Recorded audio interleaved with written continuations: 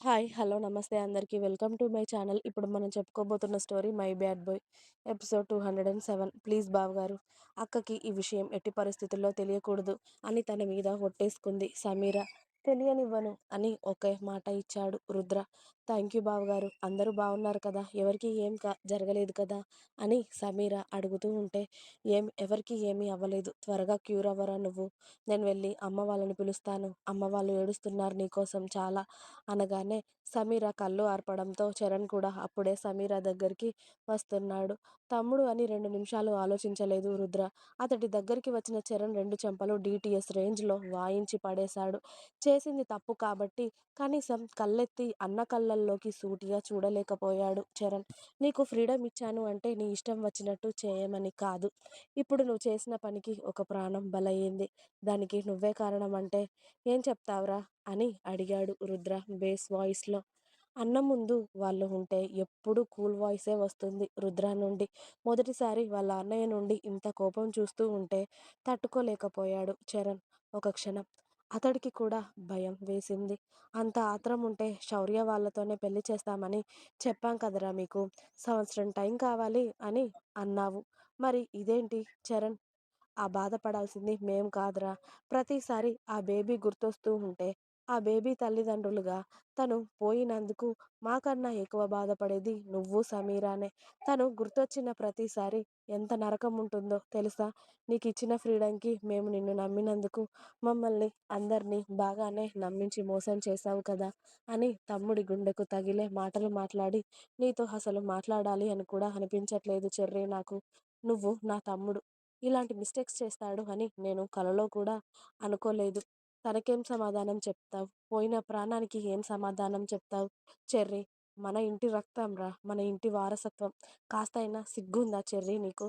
అని తమ్ముడి కాలర్ పట్టుకునేసరికి, బావగారు ప్లీజ్ చెర్రీని ఏమీ అనకండి. ఇందులో చరణ్ తప్పు ఎంతుందో నాది కూడా అంతే ఉంది.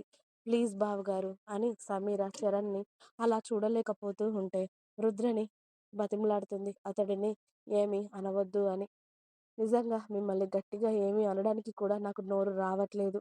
మీకు ఇష్టం మీ ఇష్టం వచ్చినట్టుగా చేసుకోండి ఇక అని రుద్ర అతడి కోపాన్ని అంతా అతడి లోపలే దాచేసుకొని డోర్ ఓపెన్ చేసి, దక్ష, సమీరాతో మాట్లాడుతూ కానిరా అని పిలవగానే శౌర్య వేదని లేపి నిల్చోబెట్టి తనని రూంలోకి తీసుకువెళ్ళగానే వేద సమీరాని చూస్తూ ఏడుస్తుంది. నా కోసం ఎందుకు నువ్వు అలా చేశావు అని. అది నేను కావాలని ఏం చేయలేదక్క. అలా తగిలింది అంతే. దానికే ఎవరైనా ఏడుస్తారా చెప్పు అని సమీర కళ్ళు తుడుచుకొని వేదతో నవ్వుతూ మాట్లాడడానికి ప్రయత్నిస్తుంది. కాదు, నువ్వు కావాలి అనే నాకు అడ్డుగా వచ్చావు. నాకు తెలుసు. నా వల్ల నీకేదైనా జరిగి ఉంటే ఎలా సమీరా? ఎందుకలా చేశావు? అని వేద ఏడుస్తూ ఉంటే, ప్లీజ్ అక్క, నువ్వు ఈ టైంలో ఇలా ఏడవకూడదు. ఇంతసేపు హాస్పిటల్‌లో కూడా ఉండకూడదు. ఇన్ఫెక్షన్స్ వస్తాయి. నేను చాలా బావున్నాను. జస్ట్ చిన్న సర్జరీ అంతే కదా! ఇంకొక 2 డేస్‌లో ఇంటికి వెళ్ళిపోతాను నేను. ఇంటికి వచ్చాక కావాలి అంటే వచ్చి డైలీ అంతా నా దగ్గరే ఉందువు. కానీ ఇప్పుడు వద్దు అక్క. నువ్వు హాస్పిటల్‌లో వద్దు. ప్లీజ్ ఇంటికి వెళ్ళిపో అని అంటుంది సమీర. సమీర చెప్తున్నా కూడా వేద ఏడుస్తూ ఉండడంతో, నాకేం కాలేదక్క. నిజంగా బావున్నాను. ప్లీజ్ ఏడవకు. నువ్వేడిస్తే మన కొడుకు కూడా ఏడుస్తాడు అని వేద కడుపు మీద చేయి వేసి, ప్లీజ్ నువ్విక్కడ ఉండకు. వెళ్ళిపో. అసలే ఫుల్ ఇన్ఫెక్షన్స్ ఉన్నాయి హాస్పిటల్స్‌లో. ప్లీజ్ వెళ్ళిపో. బావగారు, అక్కనిక్కడి నుండి తీసుకెళ్ళిపోండి. అవసరమైతే ఇంటికి వచ్చాక నా దగ్గరికి తీసుకొద్దురు గాని అనడంతో, తను బానే ఉంది దక్ష. పద, ఎక్కువసేపు ఇక్కడ ఉండకూడదు. తను రెస్ట్ తీసుకోవాలి కదా! మళ్ళీ అమ్మ, అత్తయ్య వాళ్ళు మాట్లాడతారు వచ్చి అనగానే అక్కడి నుండి వెళ్ళాలి అని లేకపోయినా వేద ఏడుస్తూనే బయటకి కదిలింది. సమీర అనగానే అక్కడి నుండి వెళ్ళాలి అని లేకపోయినా వేద ఏడుస్తూనే బయటికి కదిలింది. సమీర అలాగే అందరూ అక్కడి నుండి తనని ఇంటికి వెళ్ళిపోమని చెప్తూ ఉంటే, ఇక రుద్ర తనని ఇంటి దగ్గర డ్రాప్ చేస్తాను అని వేదని తీసుకొని ఇంటికి వెళ్ళాడు. రుద్ర, వేద ఆ రూమ్‌లో నుండి వెళ్ళగానే చరణ్ సమీరతో మాట్లాడుతున్నాడు అని అందరూ బయటే ఆగారు. Sorry cherry. ఐయామ్ రియల్లీ సారీరా. నీకు ఈ విషయం చెప్పకపోయినా బావుండేదిరా. ఈ విషయం చెప్పకముందు ఇలా జరిగినా కూడా ఈ విషయం నాలోనే సమాధి అయ్యేది. కానీ అందుకే నేను లేనిపోని కోరికలు, ఆశలు చూపించి ఇప్పుడు మన బేబీ అని ఏడుస్తూ అయినా అక్క కోసం ఇలా చేయడం నాకు బాగుంది చెర్రీ. అక్కతో పోల్చుకుంటే నాదేం పెద్ద బాధ కాదు. కానీ ఒకవేళ అక్కకి ఇలా అయితే మాత్రం అదే ఊహించుకోవడం కూడా నా వల్ల అవ్వడం లేదు. తప్పు చేశాం. దానికి శిక్ష అనుభవించమని ఆ దేవుడు మనకి ఇచ్చేశాడు. ఏం చేస్తాం? ఏం చేయలేం. Sorry cherry. నా వల్ల తప్పు జరిగిపోయింది అని సమీర ఏడుస్తూ చెప్తూ ఉంటే, తప్పు నీది కాదే, నాది. నాదే తప్పు. పెళ్ళికి ముందే తొందరపడి తప్పు చేసినందుకు ఆ దేవుడు ఇంత పెద్ద శిక్ష వేస్తాడు అని నేను అనుకోలేదు. ఒకవేళ ఇలా జరగకుండా వేరే ఎలా జరిగినా మన బేబీ పోయినాక కూడా సేమ్ అదే మనకి బాధ ఉంటుంది కదా! నేను చేసిన తప్పుకి ఇంత పెద్ద శిక్ష వేస్తాడు అని నేను కలలో కూడా అనుకోలేదు. నువ్వే నన్ను క్షమించవే. సారీ సమీ అని సమీరాని హత్తుకొని ఏడుస్తూ ఉంటాడు చరణ్ చాలా. సమీరాకి ఆ సమయంలో అనిపిస్తుంది, చరణ్‌కి నేనే తొందరపడి చెప్పి వాడికి హోప్ పెంచాను బేబీ మీద వాడికి అని. ఓ గంట సమయం తర్వాత చెప్పాలి అనుకున్నా అయిపోయేది. ఈ విషయం నాతోనే ఉండేది జీవితాంతం. ఇప్పుడు నేను అనుభవిస్తున్న బాధ చరణ్ కూడా అనుభవించాలి అని అనుకుంటూ ఇద్దరు ఒకరినొకరు ఓదార్చుకుంటూ ఉన్నారు. అదే సమయంలో సంధ్య, సంజయ్ గారు, శ్రావణి కూడా రావడంతో చరణ్ కాస్త పక్కకి జరిగి ఏడవకిక అని సమీర కన్నీళ్లు తుడిచి అతడు పక్కకి జరగడంతో శ్రావణి, సంధ్య గారు వచ్చి సమీరాని హత్తుకొని ఏడుస్తూ ఉంటారు.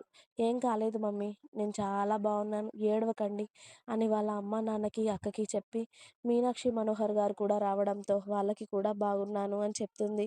అలాగే జీవన్, సారిక కూడా అడుగుతుంటే నాకేం కాలేదన్నయ్య, బావున్నాను అని అందరికీ చెప్పేసరికి తనకి తలనొప్పి వస్తుంది.